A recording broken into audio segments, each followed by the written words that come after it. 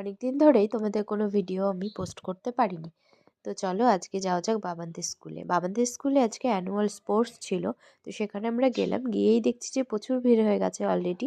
আর খেলাও এদিকে স্টার্ট হয়ে গেছে, এদিকে খেলা চলছিল, অনেক ধরনের খেলা হচ্ছিল।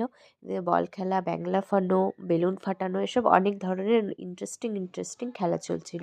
সব বাচ্চারা পার্টিসিপেট করেছিল, যাদের খেলাগুলো দেখতে আমাদের ভীষণই ভালো লাগে। খেলা দেখতে কার না ভালো লাগে বলো, তার মধ্যে যদি বাচ্চাদের খেলা হয় তাহলে তো কোনো কথাই নেই।